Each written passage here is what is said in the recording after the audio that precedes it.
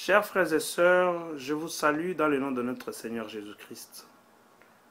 Aujourd'hui, nous débuterons juste par une petite question.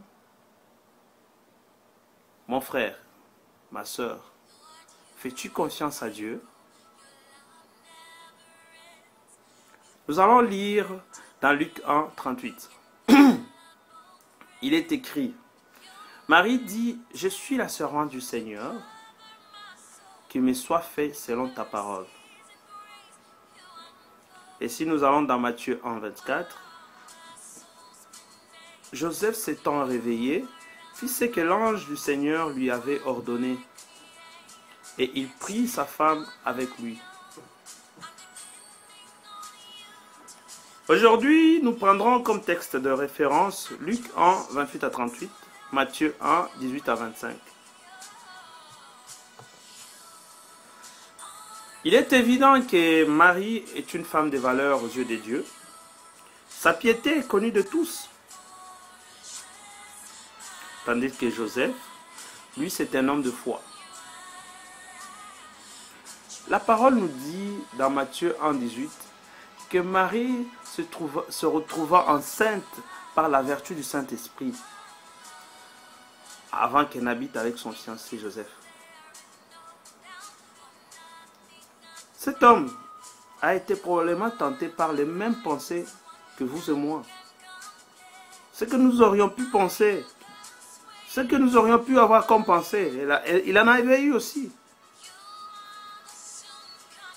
Excusez-moi, comment pourriez-vous croire que sa fiancée soit enceinte en étant vierge?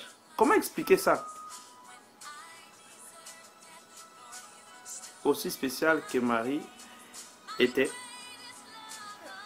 elle avait pour fiancé un jeune homme tout aussi spécial. Ce Joseph était vraiment spécial. Car combien aurait cru à une telle histoire, malgré l'intervention d'un ange en songe ou en vision? Combien aurait pu croire? Réfléchissons-y une minute. On te dit ta fiancée est vierge, mais elle est enceinte. Juste même de douter qu'elle soit vierge. Il y a lieu d'avoir même des doutes là-dessus.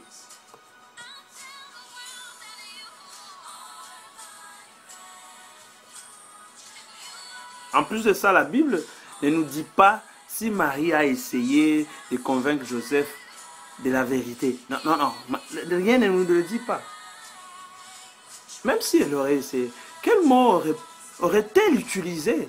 C'est quoi le mot spécial qu'elle aurait pu utiliser pour convaincre son homme? Il n'y a que Dieu. Dieu seul pouvait parler au cœur de Joseph. Il n'y a que Dieu seul qui pouvait le faire. Ce couple est un véritable témoignage de foi.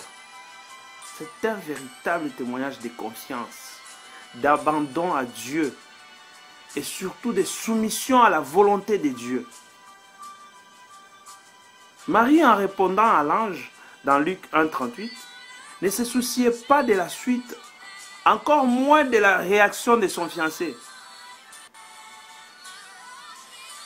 Tandis que le Joseph, également, en obéissant en Matthieu 1, 24, à l'ange qui lui demandait de prendre sa femme avec lui, ne réfléchissait pas à ce que dira le voisinage, ou qui, ou quoi. Non, il ne se souciait pas de ça. Peut lui emporter sa réputation ici. Mon frère, ma soeur, sommes-nous prêts à accepter sans discuter que le plan, la volonté de Dieu se fasse dans notre vie? Vraiment, est-ce que sommes-nous vraiment prêts? Un disciple s'exécute lorsque son maître parle. Faisons confiance à Dieu. Il s'occupe du reste.